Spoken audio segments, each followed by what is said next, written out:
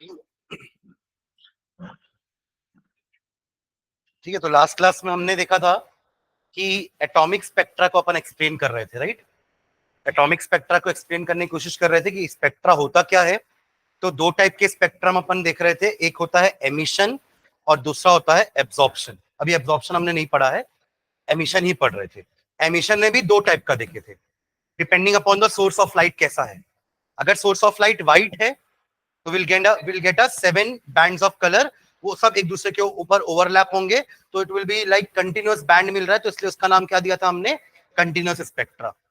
फिर हमने क्या किया था, किसी एक पर्टिकुलर सब्सटेंस को लिया था हमने, NaCl को बर्न किया था बंसन बर्नर में, या you can take hydrogen gas in that electric discharge, anode cathode के बीच में हाइड्रोजन गैस भर दो एट लो प्रेशर, तो उससे भी जो लाइट निकलेगी उसको आप प्रिज्म से पास कराओ एंड देन फोटोग्राफिक प्लेट में लो, तो आपको जो लाइंस मिलेगी, अब आपको बैंड्स नहीं मिलेंगे, आपको क्या मिलेगी, लाइंस मिलेगी। Those lines of spectra are called as line spectra. ये लिख लिए थे क्या दोनों को? लिख भी लिए थे, NaCl वाला पूरा लिख लिए थे। हाँ हाँ, तो डायग्राम बना लिए थे दोनों का, एक का डायग्राम बनाए थे। अच्छा मतलब कंटिन्यूस स्पेक्ट्रा का बना लिए थे, है ना, उसका नहीं बनाया ना, लाइन स्पेक्ट्रा। चलो लाइन स्पेक्ट्रा का डायग्राम बना लेंगे। ऐसा कुछ वो बनाया था ना, कैंडल बनाया था मैंने, ऐसा टाइप का बंसन फ्लेम, यहाँ पे NaCl को अपन बर्न कर रहे हैं, यहां से जो लाइट निकलेगी it is passed through the prism, ठीक है, and when it is taken on a photographic plate, और जब आप फोटोग्राफिक प्लेट को सीधा करके देखोगे तो you will find two lines, कहां पे, येलो वाले में, ठीक है, तो इतना बना लो। ये आपका एमिशन स्पेक्ट्रा में लाइन स्पेक्ट्रा है।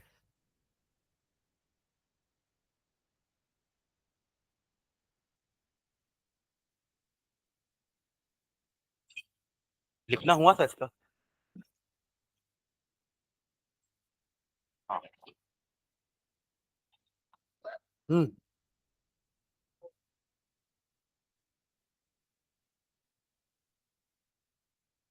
यहाँ लिख भी देना, two yellow lines, two yellow, NaCl नमक, अरे ऐसे ही डाल रहे हैं ना उसके ऊपर, बंद कर रहे हैं।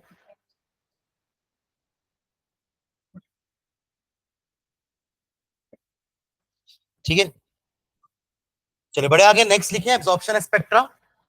एमिशन का मतलब था लाइट एमिट कर रहे थे, अब दूसरा है एब्जॉर्ब करना।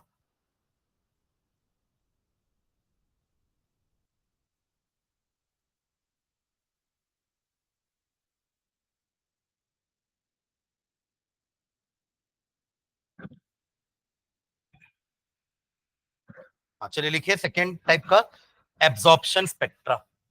क्या नंबरिंग क्या दी हो आप लोग, एमिशन स्पेक्ट्रा को कुछ नाम दिए थे, नंबर दिए थे, 1A ऐसा कुछ, तो उसको 1 दो ना, फिर एमिशन स्पेक्ट्रा 1 था।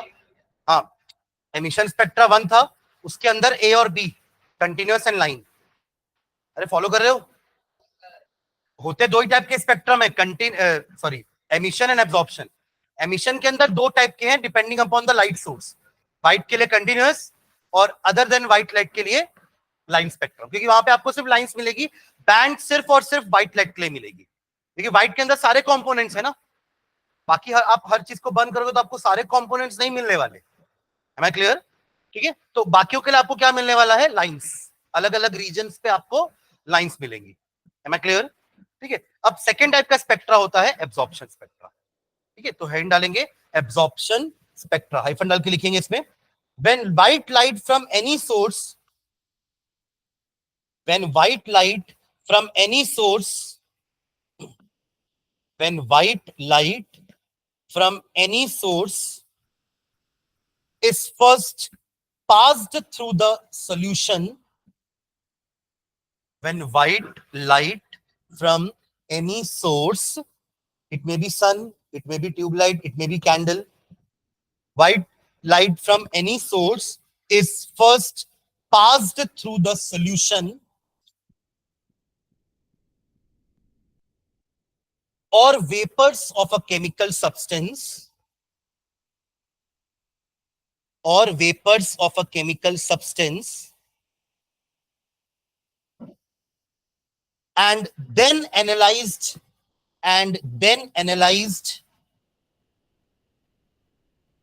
by the spectroscope. ये पूरे सेटअप को स्पेक्ट्रोस्कोप बोलते हैं. Prism and a photographic plate. Spectroscope. Analyzed by the spectroscope, comma, it is observed that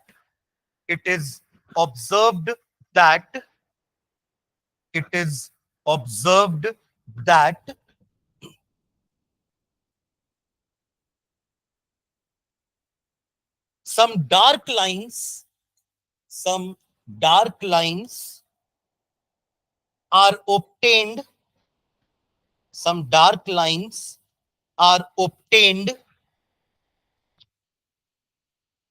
in the otherwise continuous spectrum. Some dark lines are obtained in the otherwise continuous spectrum.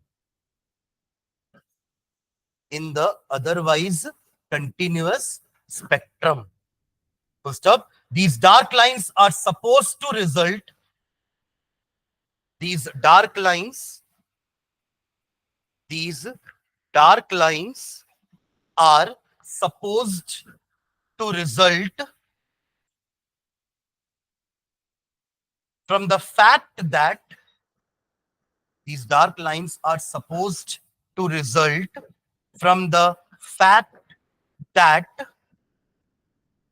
when white light is passed through the chemical substance,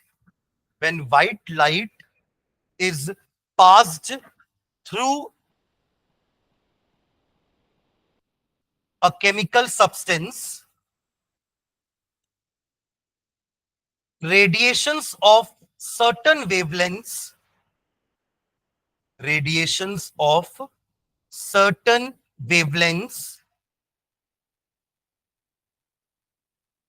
are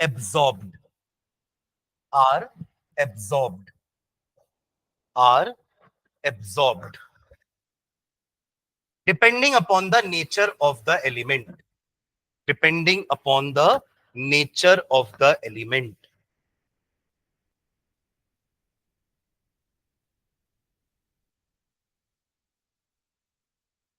चलो इसका meaning समझते हैं, क्या लिखे हैं. ये हो गया ना. अगेन प्रिज्म लिया हमने. आप व्हाइट लाइट लेकर आ रहे हो, ठीक है. अगर आप व्हाइट लाइट को पास कराते तो ये वही कंटिन्यूस स्पेक्ट्रम बन जाता ना. 7 कलर्स का पूरा बैंड मिलता अपन को. Violet, indigo, blue, green, yellow, orange, red, ऐसा मिलता. बट ऐसा नहीं कर रहे हैं अपन अभी. ये तो आपका एमिशन स्पेक्ट्रा ही हो जाएगा कंटिन्यूस वाला. अपन क्या कर रहे हैं, बीच में ना उसके पाथ में हम एक सब्सटेंस रख रहे हैं. व्हाइट लाइट को एक सब्सटेंस से पास करवा रहे हैं. ये रहा वो सब्सटेंस, NaCl, वही जिससे अपन ने एमिशन स्पेक्ट्रा बनाया था लाइन वाला. तो क्या बना था, 2 येलो लाइन बनी थी ना. अब जब व्हाइट लाइट यहां से निकलेगी ना, तो वो जो 2 येलो लाइन ये एमिट कर रहा था NaCl, वही 2 येलो लाइन को ये क्या कर लेगा, एब्जॉर्ब. तो अब आपको पूरा बैंड कंटिन्यूस नहीं मिलने वाला.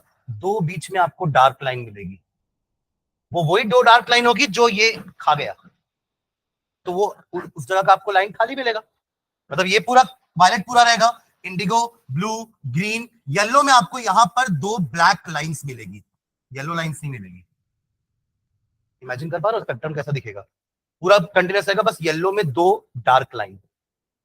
वो 2 डार्क लाइन कहां गई, NaCl ने एब्सॉर्ब कर ली. समझे क्या. इसका क्या मतलब है पता है, जो लाइट वो सब्सटेंस एमिट करता है उसी लाइट को वो एब्सॉर्ब करता है. Am I clear. इसे देखो अपन ने लिखा है कि व्हाइट लाइट से जो हमें कंटिन्यूस स्पेक्ट्रा मिलता उसमें कुछ डार्क लाइन मिली है. ऐसा लाइन लिखी है ना, फ्रॉम द, एक बार लाइन पढ़ो क्या लिखे है अपन ने. It is observe that some dark lines are obtained in the otherwise हाँ, अगर अगर ये नहीं होता तो वो कंटिन्यूस स्पेक्ट्रा मिलता। तो some dark lines are obtained in the otherwise continuous spectra. Am I clear? वो डार्क लाइन क्यों मिली उसका रीजन अगली लाइन में लिखा हमने कि डार्क लाइन क्यों मिली, due to the fact that some wavelength have been absorbed by the substance, जिससे हमने व्हाइट लाइट को पास कराया था। और वो किसको एब्जॉर्ब करेगा, डिपेंडिंग अपॉन क्या सब्सटेंस आपने रखा है वहां पे। जैसे पोटेशियम के अपन ने वहां लिखा था ना कि पोटेशियम लोगे तो वायलेट एमिट करेगा, तो यहाँ पोटेशियम का सॉल्ट लिख दूंगा KCl, तो वो वायलेट एब्जॉर्ब कर देगा। तो आपको डार्क लाइन कहां दिखेगी, वायलेट वाले रीजन में। समझ रहे क्या, इसको कहते हैं एब्जॉर्प्शन स्पेक्ट्रा। ठीक है, चलो ड्रॉ कर लो उसको। व्हाइट, यहां व्हाइट लाइट लिखना ना, यहां व्हाइट लाइट लिखना, इसके पहले NaCl के गुजरने के बाद ये बना देना पूरा। और यहां पर आप लोग तो 2 लाइन खींच सकते हो ना ऐसे बीच में, आप ऐसे पूरा बैंड बनाना, यहां पे 2 लाइन खींच लेना और यहां लिखना dark lines, dark lines in yellow region, in yellow region of continuous spectra, of continuous spectra.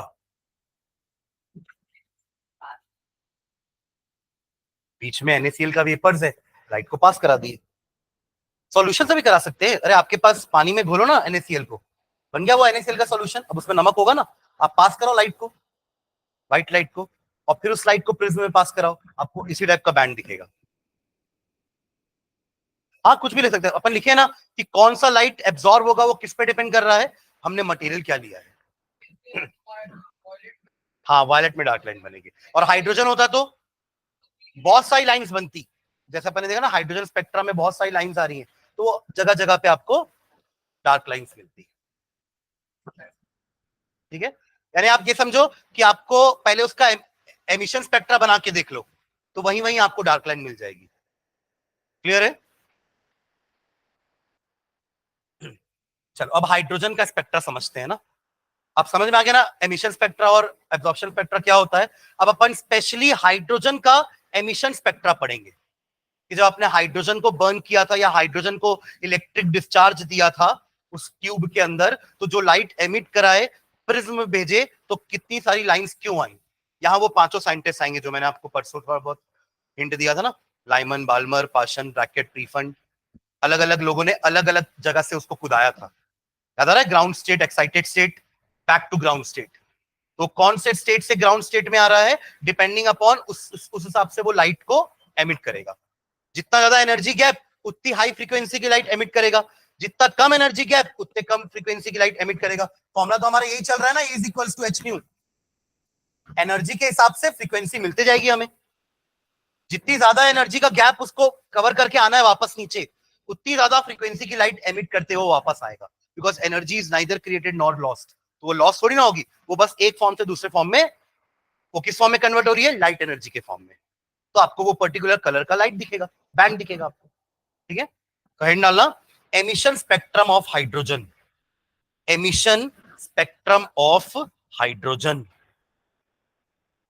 Emission spectrum of hydrogen. अब अपन इस हाइड्रोजन गैस को वही ग्लास ट्यूब में भरेंगे, लो प्रेशर क्रिएट करेंगे, एनोड कैथोड लगाएंगे और बैटरी से चालू कर देंगे, स्विच ऑन कर देंगे, तो अब अपन को एक लाइट मिलनी चालू हो जाएगी। और इसी लाइट को अपन स्पेक्ट्रोस्कोप में पास कराएंगे, तो हमें उसका फोटोग्राफिक प्लेट में लाइन स्पेक्ट्रा मिल जाएगा। लाइन ही बोलेंगे ना, एमिशन तो है बट किस टाइप का एमिशन स्पेक्ट्रा है, लाइंस वाला। कंटिन्यूस स्पेक्ट्रा थोड़ी ना मिलने वाला है, क्योंकि हाइड्रोजन जो है वो व्हाइट लाइट एमिट थोड़ी ना करता है। आप समझ गए क्या बोलना चाह रहा हूं मैं? ठीक, तो हाइफन डाल के लिखेंगे when hydrogen gas, when hydrogen gas, when hydrogen gas at low pressure, when hydrogen gas at low pressure is taken in the discharge tube, is taken in the discharge tube, when hydrogen gas at low pressure is taken in the discharge tube and the light emitted, and the light emitted is examined with a spectroscope, and the light emitted is examined with a spectroscope. Spectroscope समझ गए ना, prism और ये हमारा setup, spectroscope, comma, the spectrum obtained is called, the spectrum obtained is called, the spectrum obtained is called emission spectrum of hydrogen. Emission spectrum of hydrogen. Emission spectrum of hydrogen. ऐसे आप किसी का भी emission spectrum निकाल सकते हो ना, आपको बस उस गैस को उस ट्यूब के अंदर भरना है। आपको हीलियम का निकालना है, आप हीलियम गैस को भर दो उसके अंदर लो प्रेशर पर, फिर लाइट पास होगी उससे, उसको स्पेक्ट्रोस्कोप में लो और फोटोग्राफिक प्लेट में आपको उसका स्पेक्ट्रम दिख जाएगा, लाइन स्पेक्ट्रम। नहीं नहीं, अरे इसी का जो लाइट निकल रहा है भाई, अरे हाइड्रोजन को अंदर भरे हो ना, तो जब वो आप स्विच ऑन करोगे, इलेक्ट्रिक डिस्चार्ज पास होगा कैथोड से एनोड में, लाइट ट्रैवल करेगी ना, वो एक कलर की होगी, वही कलर की लाइट को तो अपन को प्रिज्म में डालना है। वो कलर की लाइट किस पे डिपेंड करती है कि आपने अंदर कौन सी गैस भरी है, ठीक है। बाकी को तो अपन ऐसे बाहर जलाएंगे, आप हर चीज को अंदर ट्यूब के अंदर थोड़ा भरोगे, गैसेस को अपन डिस्चार्ज ट्यूब के अंदर भर के करंट पास करा रहे हैं, तो लाइट एमिट हो रही है। बाकियों के लिए तो अपन जैसे NaCl को बंसन फ्लेम में बंद किए थे, वैसा जला करके उसका स्पेक्ट्रम बनाएंगे, ठीक है। ओके, फुल स्टॉप डाल के नेक्स्ट टाइम लिखेंगे, it is found to consist of a large number of lines, it is found it is found to consist of a large number of lines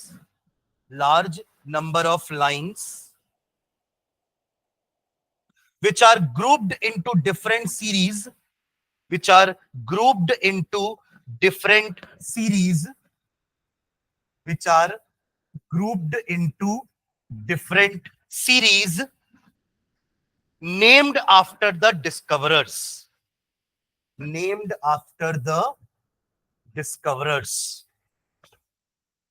grouped into different series, और उन series के नाम दिए गए किसके हिसाब से, उनके डिस्कवरर के हिसाब से, different series named after discoverers, named after discoverers.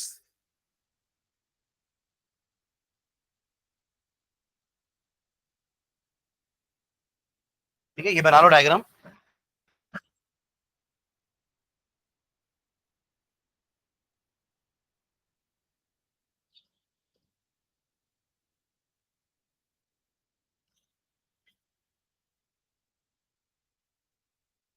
Lyman, Balmer, Paschen, Brackett, प्रीफंड।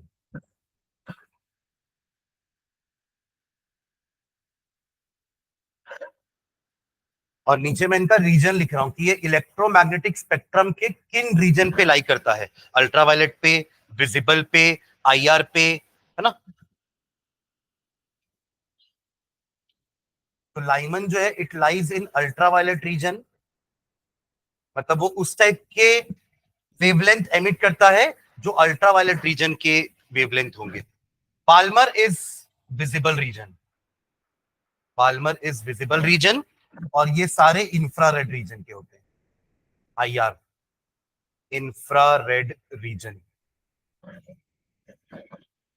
अब वो डिपेंड करेगा कि उन्होंने जो लाइट एमिट करी है उसकी फ्रीक्वेंसी क्या है, उसकी वेवलेंथ क्या है ना। क्योंकि हमारा जो इलेक्ट्रोमैग्नेटिक स्पेक्ट्रम है, आपको याद है ना, वो बैंड ऑफ फ्रीक्वेंसी, जहां पे अलग अलग लाइट की अलग अलग वेवलेंथ और फ्रीक्वेंसी के हिसाब से उसको अरेंज किया गया है, and that is your electromagnetic spectrum,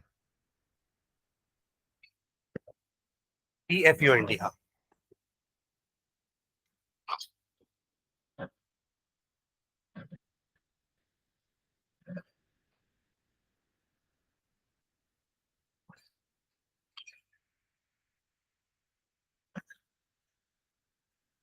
ठीक है। पर ये सीरीज आई कैसे, ये लाइंस कैसे कैसे आई, लाइमन ने ऐसा क्या किया कि उसको ये सारी लाइंस मिली, है ना। तो उन्होंने सारे इलेक्ट्रॉन्स को हायर लेवल से 1 पे फॉल कराया, N1 N2। चलो आप पहले बना लो फिर लिखते।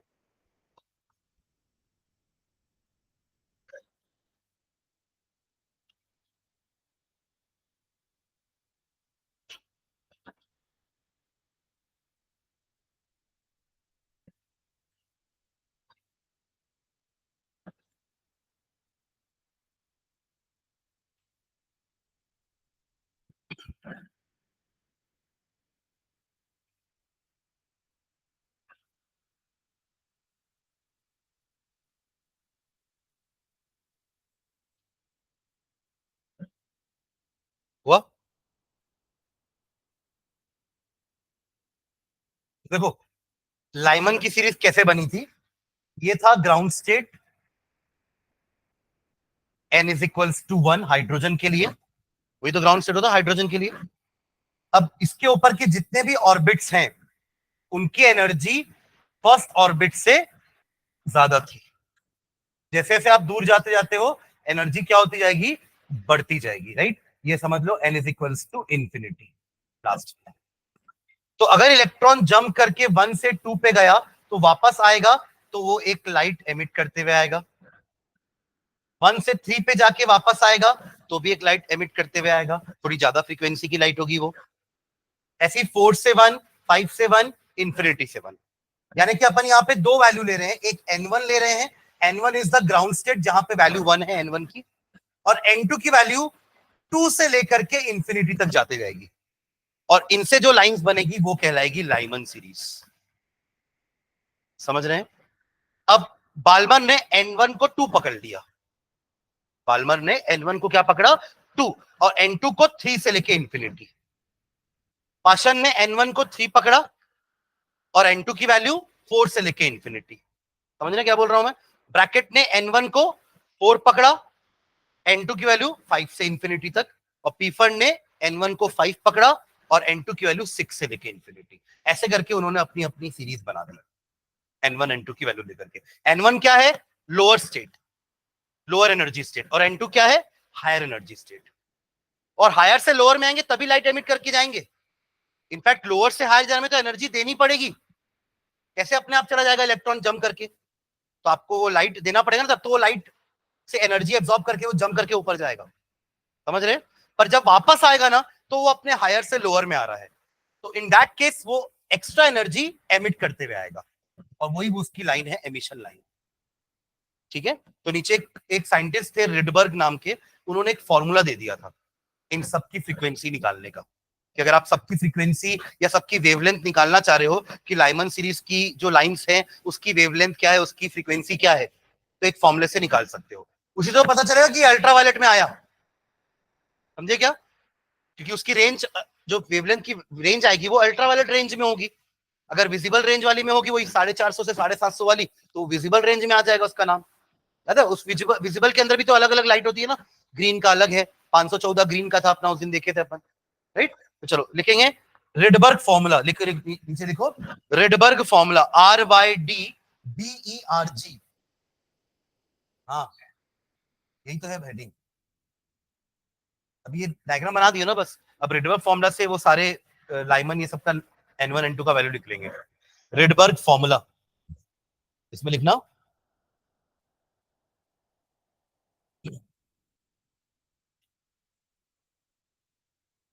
Rydberg gave a equation, Rydberg gave a equation, Rydberg gave a equation for the calculation of wavelengths, for the calculation of wavelengths of these lines, of these lines, of these lines. The formula is given as, the formula is given as nu bar is equals to R 1 upon n1 square minus 1 upon n2 square. नू बार क्या होता था, wave number. तो wave number is the reciprocal of wavelength. Wave number निकल जाएगा तो wavelength निकल जाएगा, वेवलेंथ निकल जाएगा तो फ्रीक्वेंसी निकाल सकते हो सी बाय लैम्डा करके। क्लियर है ना? और आप बोलोगे सर आप ऊपर तो लिखा है वेवलेंथ, यहाँ वेव नंबर लिख दिए, तो कोई दिक्कत थोड़ा ना। Wave number is reciprocal of wavelength and frequency is C by lambda, दोनों निकल सकता है। पहले एक बार वेव नंबर तो निकाल लो। तो वेव नंबर का फॉर्मूला था ये, where R is, नीचे लिखो where R is Rydberg constant, where R is Rydberg constant, where R is Rydberg constant and is equal to 109,677 109,677 unit बताओगे कि आर की यूनिट क्या होगी?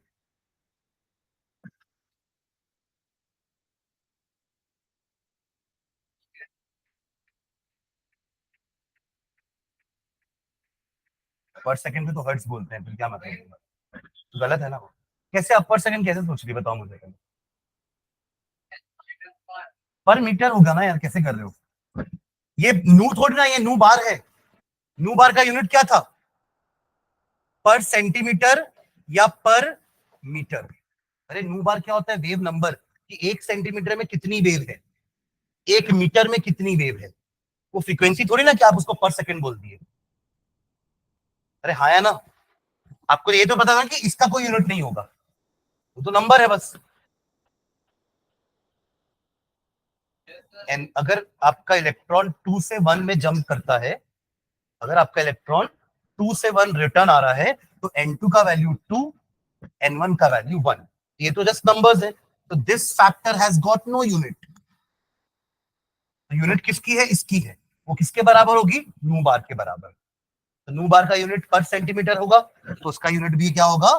पर सेंटीमीटर। अगर ये पर मीटर, तो आप इसको पर मीटर में लिख सकते हो, ना? डिवाइड बाय 1000, पर मीटर में कन्वर्ट कर सकते हैं ना उसको। ठीक है। हाँ चलो, ये तो आर हो गया। N1 N2 भी लिखेंगे, नीचे लिखो। N1 and N2 are whole numbers. N1 and N2 are whole numbers. N1 and N2 are whole numbers. And for a particular series, वही Lyman Balmer Paschen Brackett Pfund, for a particular series, एक particular series के लिए क्या constant होता है? N1 के N2। N1 constant है, Lyman के लिए N1 क्या था? 1 था, और सबको वो 2 से 1, 3 से 1, 4 से 1, 5 से 1 में कूदा रहा था। बाल्मर के लिए N1 2 फिक्स था, 3 से 2, 4 से 2, 5 से 2, 6 से 2 कूदा रहा था वो। तो सबके लिए क्या फिक्स है? N1 फिक्स है, N2 वेरीज। समझे क्या? हाँ। तो for a particular series N1 is constant, N1 is constant and N2 varies, चारों पांचों सीरीज में का लिख लेते हैं नीचे, एक एक line by line. Lyman series में N1 का value 1, N2 2,3,4 dot dot dot ऐसा करके छोड़ देना। सीरीज नहीं, वेरीज। सीरीज क्यों आएगा वर्ड यहाँ पे? N1 कांस्टेंट है, N2 वेरीज। ठीक है। ये लाइमन सीरीज हो गई। इसके बाद लाइन से लिख लो लगातार, बाल्मर सीरीज N1 का वैल्यू फिक्स रहेगा 2 पे, और N2 का वैल्यू चेंज होगा 3, 4, 5 एंड सो ऑन। फिर थर्ड हमारी सीरीज क्या थी? पार्शन। उसके लिए N1 का वैल्यू 3 फिक्स रख देना, और N2 का वैल्यू चेंज कराना 4, 5, 6 एंड सो ऑन। फिर आएगा आपका ब्रैकेट। इसके लिए N1 का वैल्यू 4 फिक्स रहेगा, और N2 का वैल्यू चेंज होगा 5, 6, 7 and so on. And last हमारा पी फंड। इसके लिए N1 का वैल्यू 5 फिक्स रखेंगे, और N2 को चेंज करेंगे 6, 7, 8 एंड सो ऑन। समझ में आ रही है बात? तो N1 की वैल्यू देख के बता दोगे ना कौन सी सीरीज की बात हो रही है? N1 की वैल्यू देख के बता पाएंगे कि अगर एक इलेक्ट्रॉन पांचवें से दूसरे पे आ रहा है, तो कौन सा सीरीज है ये? बाल्मर। अरे पांचवें से दूसरे में आ रहा है ना भाई, तो N1 2 हुआ ना?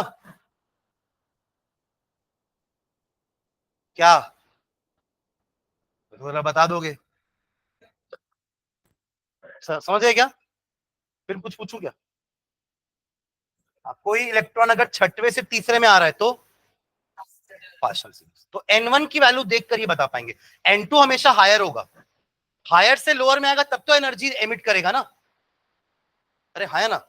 लोअर से हायर जाने में तो एनर्जी देना पड़ेगा, तब वो हायर पहुंचेगा, एक्साइटेड होगा।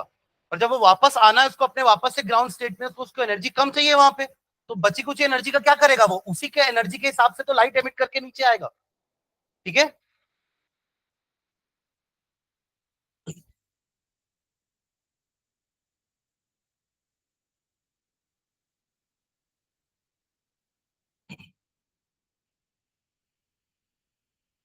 नीचे लिखेंगे Rydberg formula for hydrogen like particles, Rydberg formula for hydrogen like particles, Rydberg formula for hydrogen like particles. किसी को याद है क्या बताया था मैंने हाइड्रोजन लाइक पार्टिकल्स का मतलब? जो जिनके पास एक इलेक्ट्रॉन है।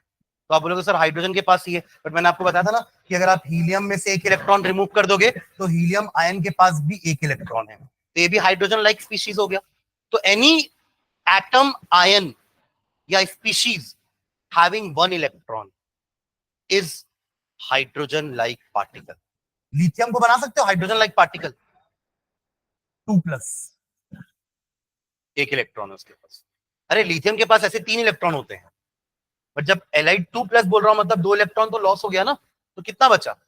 ये भी हाइड्रोजन लाइक पार्टिकल हो गया। अरे हाँ, है ना? ठीक है ना? तो इनके लिए रेडबर्ग फॉर्मूला में एक चेंज बस होता है, ये जो पूरा फॉर्मूला है ना, इसमें हम यहाँ पे Z² मल्टीप्लाई कर देते हैं। What is Z? Atomic number. ठीक है, एटॉमिक नंबर तो सेम नहीं है ना भाई, हाइड्रोजन का 1 था तो 1 का स्क्वायर समझ में नहीं आया, 1 था तो कोई फर्क नहीं पड़ेगा। बट हीलियम के लिए यहाँ पे अपन को क्या रखना पड़ेगा, 2 का स्क्वायर, और लिथियम के लिए क्या रखना पड़ेगा, 3 का स्क्वायर। समझ गए क्या? आया ना? अरे ऐसे आप समझो कि यही फॉर्मूला है। क्या फॉर्मूला है? यही फॉर्मूला है, समझ लो। तो हाइड्रोजन के लिए Z की वैल्यू 1 होती है, समझ में आ रहा है? तो it will make no difference ना। अरे हाँ, है ना? बट हीलियम के लिए तो Z की वैल्यू 1 नहीं है ना, हीलियम के लिए तो Z के लिए 2 है, तब तो फर्क पड़ेगा ना। तो फॉर्मूला एक्चुअली में ये है, अब Z की वैल्यू 1 पुट कर दिया हाइड्रोजन के लिए, तो आपको वो दिख ही नहीं रहा था Z। ठीक है, एक क्वेश्चन आपके बुक में इसका दिया होगा, उसको देखते हैं चलो। What are the frequency and wavelength of a photon? हाँ, ये बोला तो, हाँ वो लिखो ना, वापस लिखना है भाई उसको। Radio formula for hydrogen like particle is this, Z² multiply कर दो। हाँ, अब देखो क्वेश्चन बुक में, what are the frequency and wavelength of, इस टाइप का क्वेश्चन है, देखो तो मिल रहा है क्या? तो भाई, अरे चैप्टर तो सही खोल ले पहले, और पीछे और पीछे, और आते रहे आते जाते जाते, और धीरे कर, हाँ बता रहा हूँ 1 मिनट।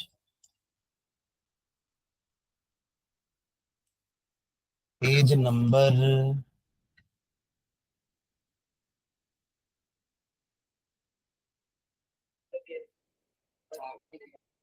किया ही नहीं है क्या? तो काफी आगे दिया है, हाँ। पेज नंबर 49, प्रॉब्लम 2.10, पॉइंट के बाद नंबर को ऐसे नहीं बोलते हैं, 10, 2.10, हाँ। पढ़ रहे क्वेश्चन? किसी के पास ऐसा कोई बुक दिख रहा है सबको? बुक दू बुक?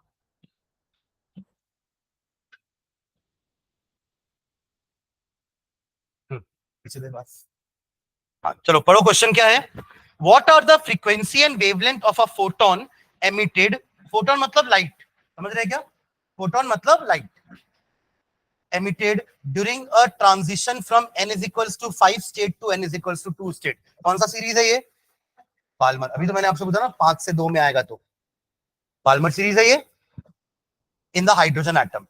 तो आपके फॉर्मूले में, नू बार के फॉर्मूले में N1 की जगह 2 पुट कर दो, N2 की जगह 5, निकालो तो नू बार कितना आ रहा है?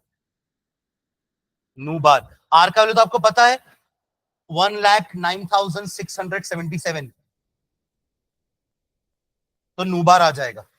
एक बार नू बार आ गया तो लैम्डा निकल जाएगा, लैम्डा निकल गया तो फ्रीक्वेंसी निकल जाएगी। तीनों दोनों पूछा ना आपसे, आपसे वेवलेंथ भी पूछा है और आपसे फ्रीक्वेंसी पूछा है।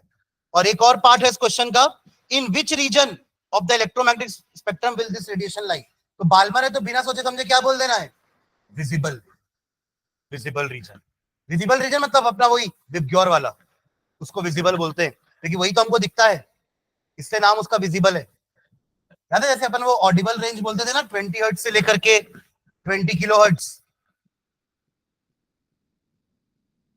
20 हर्ट्ज से 20 किलो हर्ट्ज तक सुनाई देता है ना, 20 हर्ट्ज से कम सुनाई नहीं देता, 20 किलो हर्ट्ज से ज्यादा सुनाई नहीं देगा। तो वो हमारा ऑडिबल रेंज है और ये विजिबल रेंज है। ये वाले कलर्स की लाइट हमें दिखेगी, उसके बाद नहीं दिखेगा, बट इसका मतलब ये नहीं कि है ही नहीं। आईआर रेज होती है ना, दिखती नहीं है बट है। तो नू बार कैसे निकाल रहे हैं, आर इंटू हाइड्रोजन एटम ही है ना, तो जेड का वैल्यू 1 रखेंगे, आर की वैल्यू पुट करेंगे 109677, N1 की जगह 2 और N2 की जगह 5। करें सॉल्व, कितना आ रहा है नू बार, नू बार तो इजिली निकल जाएगा ना, सिर्फ डिवाइड करना रहेगा आपको मल्टीप्लाई करके।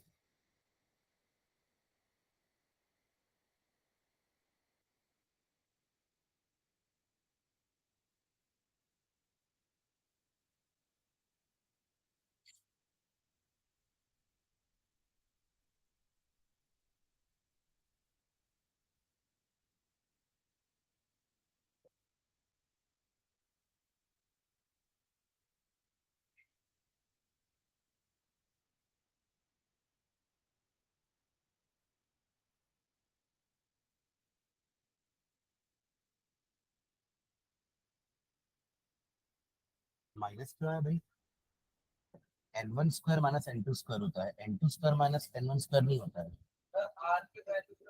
तो 1/4 आगे आएगा ना, हाँ 109677, हाँ तो 1/4 ही आगे आएगा ना। N1 square minus N2 square है 1/4 माइनस 1/25, उसको सॉल्व करोगे तो ऊपर आएगा आपका 21/100, आ रहा है क्या, 21/100।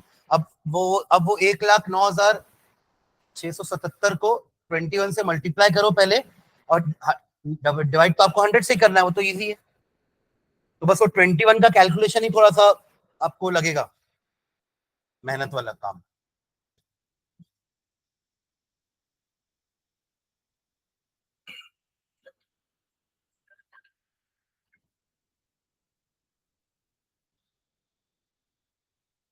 आ रहा है नूबार, 21 इंटू 1,09,677 अपॉन 100, देखिएगा किसी ने मल्टीप्लाई,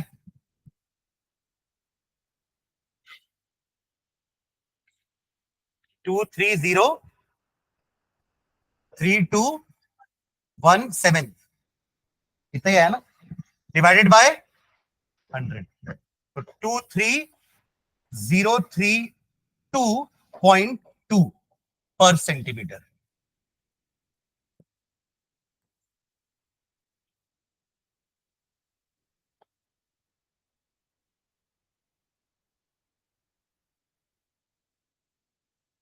ठीक है, अब लैम्डा निकालना है, क्योंकि निकालने तो वेवलेंथ और फ्रीक्वेंसी बोला है, यह थोड़ा निकालने बोला है।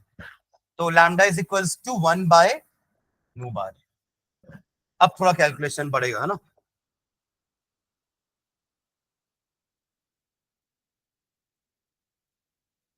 और फिर फ्रीक्वेंसी निकालने के लिए C/λ। क्या, कहाँ पे θ/h,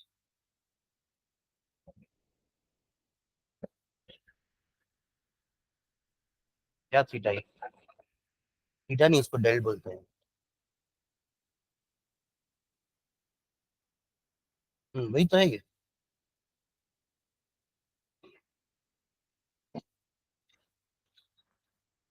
हाँ, उसको थोड़ा अलग तरीके से सॉल्व किया है, वो भी पूरा कंप्लीट भी नहीं है पूरा। कहाँ से डाउनलोड कर रहा था ये फाइल, देखना ये सब भी कटा हुआ है।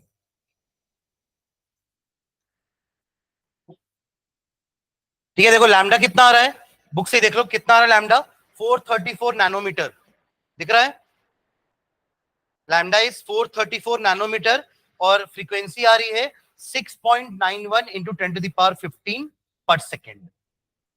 ठीक है,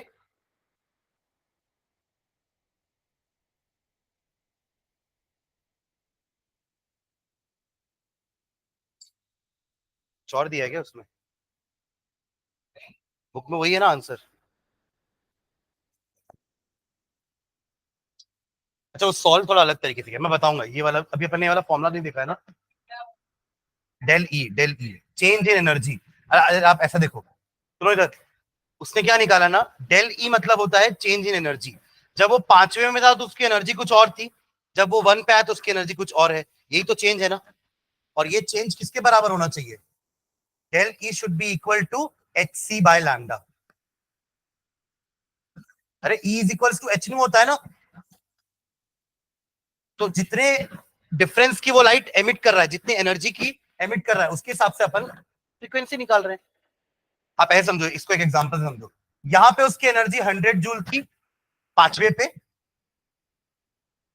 और दूसरे पे उसकी एनर्जी है 10 जूल, डिफरेंस कितना हो गया, 90 जूल। इतने का ही तो करस्पॉन्डिंग लाइट एमिट करेगा ना, तो वो किसके बराबर होता है, एच न्यू, और एच न्यू क्या होता है, एच सी बाय लैम्डा। तो यहां से लैम्डा निकल जाएगा डायरेक्टली, ये भी कर सकते हैं ना, बट ये डेल ई निकालने के लिए आपके पास फॉर्मूला भी नहीं है, आपकी बुक में कुछ और फॉर्मूला यूज किया, वो फॉर्मूला भी पढ़े नहीं, अपन पढ़ेंगे अभी। वो बोर का फॉर्मूला है, किसका फॉर्मूला है वो, बोर के एनर्जी का फॉर्मूला है वो, कि पांचवें ऑर्बिट में इलेक्ट्रॉन रहेगा तो उसकी एनर्जी कितनी होगी, सेकंड पे होगा तो उसकी एनर्जी कितनी होगी, थर्ड पे होगा तो उसकी एनर्जी कितनी होगी, ये बोर ने निकाला था। तो अपन अभी बोर का मॉडल पढ़ना चालू नहीं किया ना, तब मैं आपको एनर्जी के फॉर्मूला लिखवाऊंगा। तो बोर ने एनर्जी का फॉर्मूला दिया था, बोर ने रेडियस का फॉर्मूला दिया था, बोर ने स्पीड ऑफ इलेक्ट्रॉन का फॉर्मूला दिया था। आप समझ रहे हो क्या बोल रहा हूं मैं, कि अगर ये आपका न्यूक्लियस है तो इसके अराउंड ऑर्बिट्स है ना, n is equals to 1, n is equals to 2, n is equals to 3। तो Bohr give the formula of radius, ठीक है, Bohr give the formula of energy, and Bohr give the formula of velocity of electron, जब वो इस orbit में है, जब वो इस ऑर्बिट में है, जब वो इस ऑर्बिट में है। समझ रहे हैं, तो अगर आपको इसका एनर्जी का फॉर्मूला पता चल जाए तो आप पांचवे की एनर्जी भी निकाल सकते हो, सेकंड की एनर्जी भी निकाल सकते हो, दोनों को माइनस कर दो और उतने ही डिफरेंस के हिसाब से लाइट एमिट होने वाली है। एम आई क्लियर, तो बुक में वैसा निकाला है। ठीक है, चलो ठीक है, हेड डालो next, Bohr's model for hydrogen atom, Bohr's model for hydrogen atom. Rutherford का ड्रॉबैक याद है ना आप लोग को, वो स्पाइरल करके गिरेगा न्यूक्लियस पे, हाँ, ये न्यूक्लियस है ना, इलेक्ट्रॉन यहां पे था, एनर्जी डिसिपेट करता जाएगा और एक टाइम ऐसा आया कि वो आकर के न्यूक्लियस पे गिर जाएगा, जबकि ऐसा होता नहीं है। अगर ऐसा होता तो कोई एटम ही एग्जिस्ट नहीं करता, है ना, बट ऐसा नहीं होता क्योंकि उन्होंने एनर्जी के बारे में कुछ बात नहीं की थी। अब बोर को पता चला ना, बोर के पहले इतने सारे एडवांसमेंट हो गए, बोर को अब पता था कि प्लैंक्स क्वांटम थ्योरी भी कुछ होती है, बोर को पता था कि एटॉमिक स्पेक्ट्रा नाम का भी कोई चीज होता है, कि कोई क्यों एटम एक लाइट एमिट कर रहा है, क्योंकि उसके पास अलग अलग डिफरेंट डिफरेंट लेवल्स हैं, उन लेवल से जब इलेक्ट्रॉन नीचे आ रहा है तो वो लाइट एमिट करते हुए नीचे आ रहा है। अब उसको पता था ये सारी चीजें, तो अब तो वो क्लियर था कि एटम में एक ही लेवल नहीं होता, अलग अलग एनर्जी लेवल्स होते हैं। तो पहले वाले को बोर ने नाम दे दिया K, L, M, N and so on. अब उन्होंने दो तीन फॉर्मूले दिए, रेडियस के, स्पीड का और स्पीड का, रेडियस का, और एक और क्या बोला था मैंने अभी, एनर्जी। समझ जाएगा, बट ये सिर्फ उसकी स्टडी किस पे कंफाइंड रह गई, हाइड्रोजन या फिर हाइड्रोजन लाइक पार्टिकल। आगे वाले के लिए वो फेल हो गए, क्योंकि एक्चुअली में आगे वाले के लिए जो कॉम्प्लेक्सिटी बढ़ जाएगी ना, स्पेक्ट्रम की कॉम्प्लेक्सिटी बढ़ जाएगी, इससे उन्होंने आगे वाले के लिए स्टडी नहीं किया। ठीक है, चलिए लिखेंगे, the main postulates of Bohr's model of atom are, the main postulates of Bohr's model of atom are, इन्होंने के से क्यों चालू किया था, इनको के पसंद था क्या, हाँ, मतलब उनके बाद कभी कोई डिस्कवरी होगी जिसकी एनर्जी और कम होगी ऑर्बिट की, तो वो के से पहले वाले लेटर्स यूज कर सकते हैं ना। नहीं तो वो पहले वो टीवी सीरियल्स आते थे ना, ये क्योंकि सास भी कभी बहू थी, कहानी घर घर की, कसौटी जिंदगी की, नहीं पता क्या? तो ये सब एकता कपूर प्रोड्यूस करती थी, तुषार कपूर की बहन, जितेंद्र कपूर की बेटी। जितेंद्र को तो जानते हो, पुराने जमाने के हीरो है। तो एकता कपूर का फेवरेट लेटर था के। अब वो ज्योतिष वगैरह से पूछते होंगे वो लोग कि हमारा फेवरेट नंबर क्या है, हमारा फेवरेट या लक्की नंबर क्या है, लक्की लेटर क्या है। कभी देखो, कभी करता है कि मतलब जो ये सब सुपरस्टिशियस होते हैं, उन लोग अपने नाम के आगे भी ऐसा एक आध लेटर लगा लेते हैं। जैसे अगर उनको लगता है कि उनको ज्योतिष बोला कि आप अपने नाम के आगे एक ए और लगा लो, तो और एक जैसे मेरा नाम आकाश है, तो मैं ऑलरेडी पहले से डबल ए लिख रहा था, बोलेगा एक ए और लगा लो, तो ट्रिपल ए के ए एस एच आकाश, ऐसा। तो वो लोग करते हैं ऐसा। तो वैसे ही उनका फेवरेट लेटर के था, तो ऐसा नहीं है कि बोर का भी फेवरेट लेटर के था, पर के ही क्यों लिया इसका एग्जैक्ट रीजन तो हम नहीं बता पाएंगे। बट उसका अपन ऐसा अनुमान लगा सकते हैं कि के की जो एनर्जी है, के ऑर्बिट की जो एनर्जी है, कभी आगे जाके कोई और साइंटिस्ट लोगों ने के से भी कम एनर्जी वाली ऑर्बिट अगर डिस्कवर कर दी, इन्वेंट तो नहीं कर सकते ना, सब डिस्कवरी होती है केमिस्ट्री में, क्योंकि ऑलरेडी चीजें हम स्टडी कर रहे हैं और पता लगा रहे हैं कि हाँ ये होता है, अच्छा ये भी होता है ना। तो के से कम वाली कभी कोई एटम ऐसा डिस्कवर हुआ जिसके पहले ऑर्बिट की एनर्जी के से भी कम है, तो वो उसको पहले वाले लेटर्स को यूज कर लेगा नाम देने के लिए, अदरवाइज के से चालू करेंगे। ठीक है, तो के क्या लिख रहे हैं? The main postulates of Bohr's model of atom are as follows. First point लिखेंगे, an atom consist of a small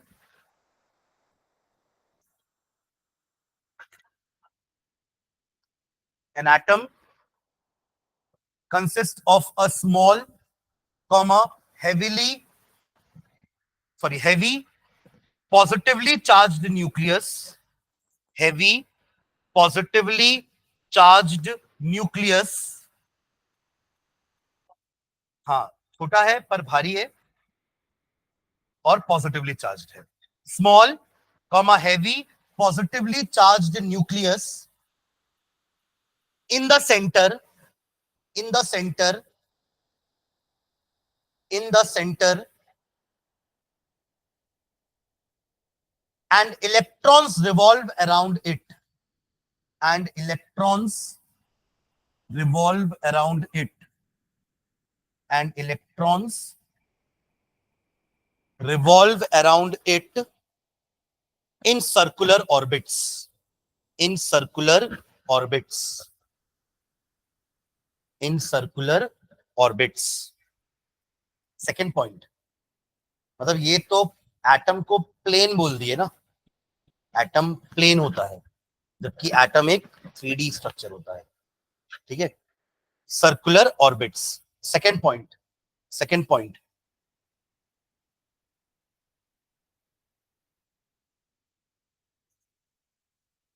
out of a large number of circular orbits, out of a large number of circular orbits, out of a large number of circular orbits, comma, the electrons revolve, the electrons revolve only in those orbits, only in those orbits which have a fixed value of energy, which have a fixed value of energy, which have a fixed value of energy. अब देखो, इन्होंने पहले ही बोल दिया कि वो orbit की energy fix होती है, तो इलेक्ट्रॉन घूमते घूमते अपनी एनर्जी डिसिपेट ही नहीं करेगा जैसे यहां कर रहा था रदरफोर्ड में, तो गिरने का सवाल ही नहीं उठता। तो एटम अनस्टेबल है ही नहीं, एटम स्टेबल है। ठीक है, fixed value of energy, full stop. Hence these orbits are also called, hence these orbits are also called, hence this orbit, these orbits are also called energy levels, energy levels, और stationery states, और stationery states, stationery NARY वाली stationery ना, जिसको अपन physics की language में क्या बोलते हैं, नॉट मूविंग, इमोबाइल, है ना। यहां पे इसका मतलब ये नहीं कि ऑर्बिट मूव नहीं कर रही है, ऑर्बिट तो वहीं फिक्स है ना, एनर्जी फिक्स है, इसलिए स्टेशनरी वर्ड यूज करना है। फिजिक्स में स्टेशनरी वर्ड अपन उसकी पोजीशन के लिए यूज करते हैं कि the position of the body is fix, तो the body is stationary. But यहाँ पे अपन एनर्जी ऑर्बिट्स को स्टेशनरी ऑर्बिट क्यों बोल रहे हैं, क्योंकि उनके एनर्जी फिक्स है, वहां पोजीशन चेंज नहीं हो रही, यहाँ एनर्जी चेंज नहीं हो रही है, इसलिए स्टेशनरी वर्ड लगाए हैं। ठीक है, okay, stationary states, full stop. Next line में, the different energy levels are numbered as, the different energy levels are numbered as, the different energy levels are numbered as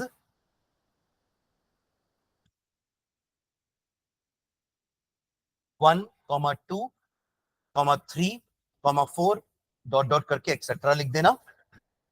ये तो नंबर है और नाम इनके क्या है, KLMN, 4 डॉट डॉट एक्सेट्रा, और डेजिग्नेटेड एज, और डेजिग्नेटेड एज, और designated as K, capital K, comma capital L, comma capital M, comma capital N, dot dot dot etcetera.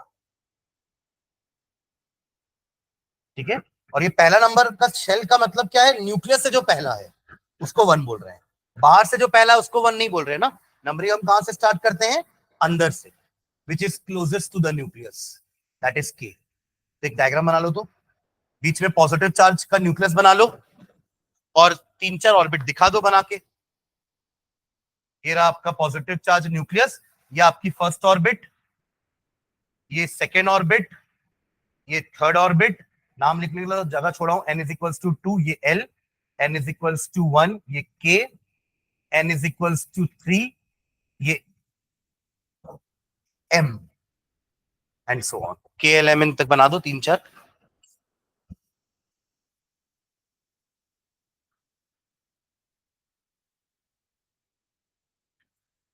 Done.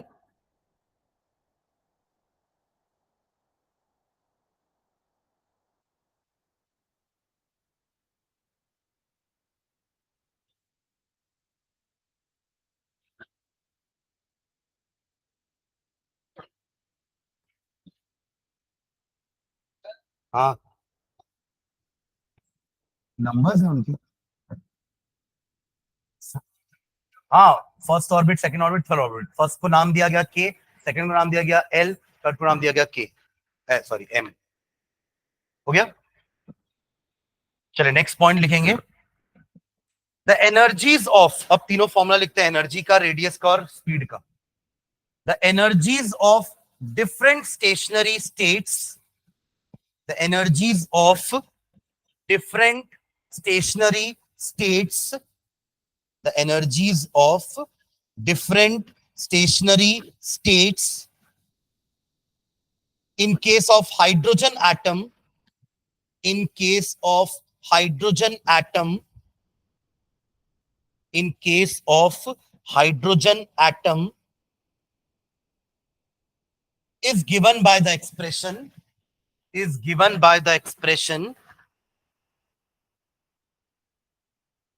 En is equals to minus 2 pi square m e to the power 4 divided by n square x square।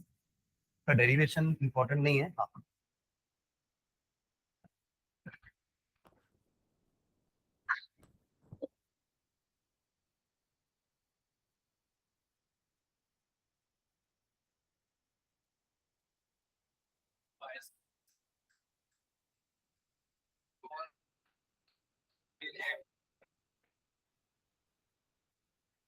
यहाँ पे सबके ना ये meaning क्या है, पाई तो constant है, what is m, किसका, जो आदमी निकाल रहा है उसका,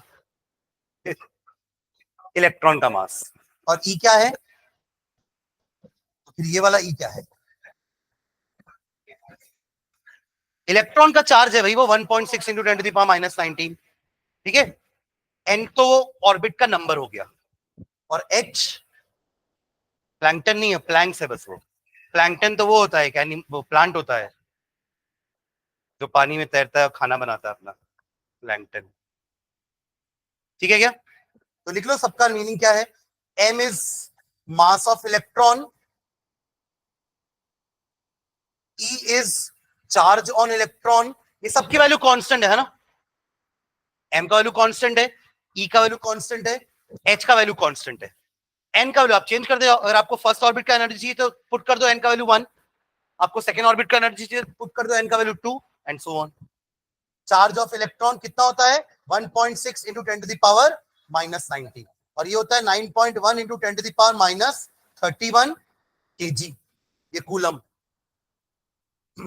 एच का वैल्यू आपको पता है, प्लैंक्स कांस्टेंट, हाँ बोल बोल, 6.626 इंटू 10⁻34 जूल सेकेंड्स। और क्या बच गया,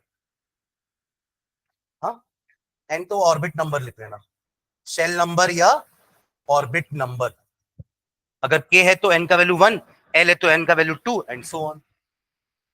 तो इनके वैल्यू पुट ही कर देते हैं ना डायरेक्टली, क्यों इतना याद रखेंगे, 2 into pi square into m into E, सबकी वैल्यू पुट करके वैल्यू निकाल लेते हैं फाइनल, है ना। तो नीचे लिखेंगे substituting all the values we get En is equals to minus 21.8 into 10 to the power minus 19 divided by n square। n को रहने दो, देखिए n तो चेंज होता रहेगा ना, आपको जिस ऑर्बिट का निकालना है आप n का वैल्यू पुट कर दो वहां पे, ये सब वैल्यू जब पुट किया ना अपन, 2 की जगह 2 रख दिए, पाई की जगह 3.14 रख दिए, m की जगह ये वैल्यू रख दिए, e की जगह ये वैल्यू, h की जगह ये वैल्यू, तब जाकर के ये नंबर आ रहा है -21.8 इंटू 10⁻⁻19 अपॉन n स्क्वायर। इसका यूनिट है joule per atom, joule per atom, joule per atom. अपन ने इलेक्ट्रॉन वोल्ट का भी एक यूनिट देखा था ना, जब अपन फोटो इलेक्ट्रिक एमिशन पढ़ रहे थे, तो इलेक्ट्रॉन वोल्ट, 1 इलेक्ट्रॉन वोल्ट का मतलब होता है 1.6 इंटू 10⁻⁻19, ये रिलेशनशिप है, सॉरी जूल, जूल ये रिलेशनशिप होता है। इलेक्ट्रॉन वोल्ट भी एनर्जी का यूनिट है और जूल भी एनर्जी का यूनिट है, तुम दोनों के बीच में रिलेशनशिप ये होता है। तो अगर मैं जूल को इलेक्ट्रॉन वोल्ट में कन्वर्ट करना चाहूँ तो नीचे एक फॉर्मूला और लिखना, और En is equals to -13.6 upon n square electron volt per atom. ये आपका यूनिट चेंज हो गया इलेक्ट्रॉन वोल्ट में। कैसे निकाले होंगे, अपन ने डिवाइड कर दिया इसको 1.6 से, 10 to the power -19, 10 to the power -19 cancel हो गया, इसलिए आपको यहाँ पर 10 to the power -19 नहीं दिख रहा है। अरे ऐसे तो कन्वर्जन करेंगे ना यूनिट में, आपको जूल को इलेक्ट्रॉन वोल्ट में कन्वर्ट करना, डिवाइड कर दो 1.6 इंटू 10 to the power -19 से, तो 10 to the power -19, 10 to the power -19 50 से कैंसिल, 21.8 अपॉन 1.6, 21.8 अपॉन 1.6, 13.6 आएगा अप्रोक्सीमेट, ठीक है। तो ये एक फॉर्मूला और हो गया इलेक्ट्रॉन वोल्ट के टर्म्स में, ठीक है, क्लियर है। For hydrogen like atom formula change करेंगे थोड़ा सा, Z को भी इंट्रोड्यूस कर देंगे फॉर्मूले में, जैसे रेडबर्ग में हमने Z स्क्वायर को मल्टीप्लाई किया था ना, वैसे यहां भी Z स्क्वायर को मल्टीप्लाई कर देना। For hydrogen like atom, for hydrogen like atom En is equals to, पूरा फॉर्मूला लिखेंगे, 2 pi square m e to the power 4 Z square आ जाएगा एक्स्ट्रा, बाकी सारी चीजें सेम।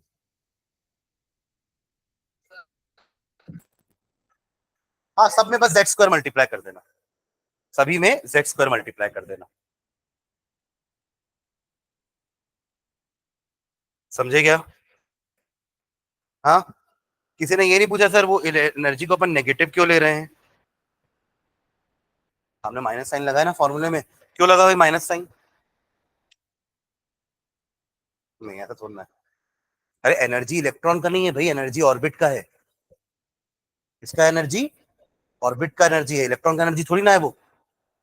इलेक्ट्रॉन को तो वो ऑटोमेटिकली एनर्जी मिल जाएगी जब वो वहां रहेगा, पर है वो किसका एनर्जी, ऑर्बिट का। तो अपन ने माइनस साइन क्यों दिया है? देखो आप ऐसे समझो इसको, जब इलेक्ट्रॉन एटम के बाहर आ गया ना, तब उसकी एनर्जी 0 है, क्योंकि आपने एक्स्ट्रा एनर्जी देगी तब वो भागेगा ना। याद है फोटो इलेक्ट्रिक एमिशन? आप मान लीजिए आपने उसको उतनी ही एनर्जी दी, सुनो इधर, आपने उसको उतनी ही एनर्जी दी जिससे वो बाहर आ जाए, तो वो बाहर आके बैठ गया। बैठ गया मतलब एनर्जी 0, भाग नहीं रहा है मतलब एनर्जी 0 है ना। तो अगर बाहर आके एनर्जी 0 है, तो अंदर तो उससे कम थी ना एनर्जी, क्योंकि वो बॉन्डेड था अंदर। किससे बॉन्डेड था? न्यूक्लियस से। तो अगर आप बोल रहे हो कि एनर्जी अंदर कम है और जैसे जैसे दूर जा रहा है तो एनर्जी बढ़ रही है, तो बाहर वाली एनर्जी 0 है, तो अंदर वाली एनर्जी उससे कम होगी, तो 0 से कम क्या होता है? नेगेटिव। तो ये सिग्निफिकेंस है उस नेगेटिव साइन का। समझ रहे हैं क्या? तो एक्चुअली में एनर्जी ऐसे नेगेटिव नहीं है, बट अपन बोल रहे हैं कि 0 से कम है तो वो नेगेटिव साइन दे रहा है। ठीक है, चलिए नेक्स्ट फॉर्मूला लिखेंगे रेडियस का। अच्छा इसका एक फॉर्मूला और लिखना, इन किलो जूल पर मोल। अगर मुझे किलो जूल पर मोल में रिप्रेजेंट करना है, किलो जूल, अब मोल ले लिया मैंने, देखो ये सारे पर एटम थे ना एक एटम में, और अब एक जूल, एक मोल में कितने एटम होते हैं? 6.022 इंटू 10⁻23। तो एक जूल की बात कर रहा हूं अगर मैं, तो इसकी वैल्यू लिखना En is equals to -1312 upon n square z square kilo joule per mole. ये भी एनर्जी का ही फॉर्मूला है, but we are representing in kilo joule per mole. मतलब एक मोल एटम की एनर्जी है ये, एक मोल एटम की एनर्जी। ठीक है, चलिए नेक्स्ट अगला पॉइंट लिखेंगे, the radius of stationery states. आप लोग ने ऊपर जहां लिखा है ना हाइड्रोजन लाइक एटम, कहीं एक जगह पर लिख लो कि द स्पीशीज हैविंग 1 इलेक्ट्रॉन। आपको याद रहना हाइड्रोजन लाइक एटम का मतलब क्या होता है, या हाइड्रोजन लाइक पार्टिकल क्या होते हैं? Containing 1 electron. कहीं भी लिख लो ऊपर, ये मार्जिन में ऊपर कहीं पे भी, ताकि आपको याद रहे कि क्या होता है उसका मतलब। Hydrogen like particle, hydrogen like particle means the particle contains only 1 electron, only 1 electron. ठीक है,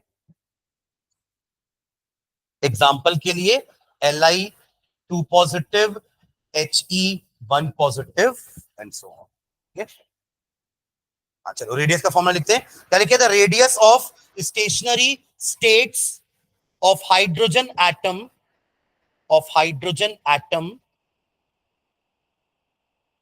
is given by is given by is given by Rn is equals to, radius is represented by R, small r, Rn is equals to a naught into n square, a naught into n square,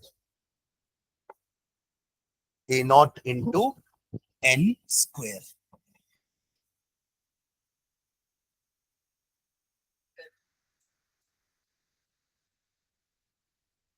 मतलब नहीं आएगा ना, z भी आएगा। हाँ बता रहा हूं, देखो where A not is the radius of first stationary state, where a naught is the radius of first stationary state, a naught is the radius of, पहला ऑर्बिट का रेडियस यही होता है, is the radius of first energy state, which is equal to 52.9 picometer, 52.9 picometer।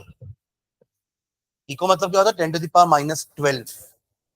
Nano मतलब -9, micro मतलब -6, मिली मतलब -3, kilo मतलब +3, mega मतलब +6, गीगा मतलब +9, अब उसके ऊपर का आप लोग देखना है ना, सर लिखा है क्या फिजिक्स में, ग्राफिक्स वगैरह, फेम्टो भी होता है एक, हाँ टेरा भी होता है, वो 10⁻12 होता है शायद टेरा। हाँ चलो, हाँ लिखिएगा, where A not is 52.9 picometre. ठीक है, अब आप n स्क्वायर मल्टीप्लाई करते चलो तो रेडियस बढ़ता जाएगा, सेकेंड ऑर्बिट का रेडियस ऑब्वियसली फर्स्ट ऑर्बिट से ज्यादा होगा। ठीक है, फॉर हाइड्रोजन लाइक एटम, जल्दी लिखो, for hydrogen like atom, for hydrogen like atom या for hydrogen like particle, for hydrogen like particle divided by z कर देना बस, a naught n square divided by z, a naught n square divided by z। अब तक अपन multiply करते हुए आ रहे थे ना, अब डिवाइड बाय z। ठीक है, एक और फॉर्मूला वेलोसिटी का हो गया ना, एनर्जी का फॉर्मूला हो गया, रेडियस का फॉर्मूला हो गया। Third, velocity, velocity of electron, velocity of electron, velocity of electrons in different orbits, in different orbits, in different orbits, velocity of electrons in different orbits is given by the equation, is given by the equation, is given by the equation Vn is equals to, Vn is equals to V naught Z upon n। Directly वो final वाला formula लिख दिया, hydrogen के लिए Z की जगह 1 डाल देंगे, V not Z upon n, where V not is, जैसे वहां पे A नॉट था फर्स्ट ऑर्बिट का रेडियस, वैसे यहाँ पे V नॉट है फर्स्ट ऑर्बिट में इलेक्ट्रॉन की speed, where V not is equals to 2.188 into 10 to the power 8 centimeter per second is the velocity of electron in first orbit, is the velocity of electron in first orbit, 188 into 10 to the power 8 centimeter per second is the velocity of electron in first orbit।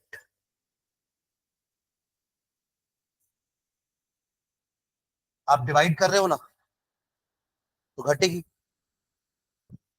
देखिए number of electrons भी तो बढ़ते जा रहे हैं ना, अब पहले ऑर्बिट में 2 इलेक्ट्रॉन थे, अगले में 8 हो गए, तीसरे में 18 है, तो थोड़ी बहुत जो एनर्जी डिस्ट्रीब्यूट हो रही है ना 18 लोगों में, सेकेंड वाले में एनर्जी 8 लोगों में डिस्ट्रीब्यूट हो रही है, तो उस हिसाब से एनर्जी मिल रही है, तो उससे उसके हिसाब से उनका रिवॉल्यूशन हो रहा है। ठीक है, लास्ट एक फॉर्मूला और लिखेंगे, एंगुलर मोमेंटम। मोमेंटम जानते हैं ना क्या होता है, मोमेंटम क्या होता है, लीनियर वाला, नहीं जानते, पढ़े हो ना आप 9th में मोमेंटम, हाँ डिनोटेड बाय पी, बट वो नहीं पूछना डिनोट किससे करते हैं, I want the meaning. Momentum कभी नहीं सुना वर्ड मोमेंटम,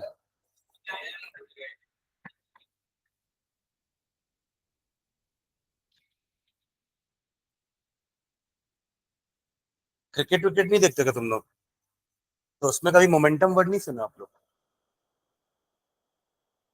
मोमेंटम तो बॉल नहीं, हाँ नहीं वो ऐसा होता है कि जैसे जो टीम बैटिंग कर रही है, अगर उन्होंने आखिरी स्कोर में आखिरी ओवर में बहुत अच्छे रन बना दिए, 20 रन बना दिए, तो वो अच्छा मोमेंटम से उन्होंने एंड किया इनिंग्स को, जब वो उतरेंगे तो पॉजिटिव मोमेंटम से आएंगे। तो मोमेंटम का फिजिक्स में मीनिंग होता है कि उस पर्टिकुलर चीज में कितना मोशन है,